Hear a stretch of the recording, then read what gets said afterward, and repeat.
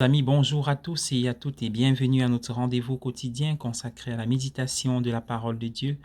Nous sommes le 25 novembre 2021. Vous faites bien de vous connecter sur cette chaîne. C'est le temps consacré à la halte spirituelle pour la journée. Alors, le langage que Jésus utilise pour parler de la destruction à venir de la ville de Jérusalem pourrait s'appliquer à la destruction de nombreuses villes depuis lors. Il parle d'une ville entourée d'armées, d'une ville dévastée, de gens qui tentent désespérément de sortir de la ville, d'une grande misère s'abattant sur le pays et ses habitants, une ville piétinée, ses habitants étant tués ou amenés en captivité. C'est une scène qui s'est répétée de mémoire d'homme pendant les deux guerres mondiales et plus récemment dans les Balkans, au Moyen-Orient et ailleurs. Jésus ne prend aucun plaisir à décrire une telle scène.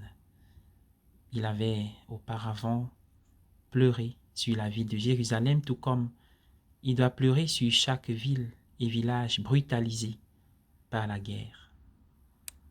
À qui profite la guerre? Après avoir évoqué la souffrance de la cité humaine, Jésus parle de la souffrance de la création. Les signes du soleil, de la lune et des étoiles, la clameur de l'océan et de ses vagues, l'ébranlement des puissances célestes et l'impact de la souffrance de la création sur l'humanité. Les gens meurent de peur en attendant ce qui menace le monde.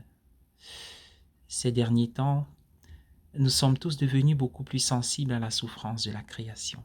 Pourtant, dans ce sombre contexte humain et cosmique, Jésus parle de la venue du Fils de l'homme, avec puissance et grande gloire, devant lequel nous sommes invités à nous tenir droit, la tête haute, dans l'attente d'une libération totale et définitive. Jésus nous assure que la destruction et la perte n'auront pas le dernier mot.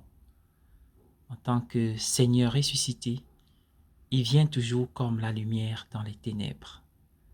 Sa puissance d'amour est toujours à l'œuvre pour libérer l'humanité entière et le cosmos tout entier de leur asservissement à la destruction.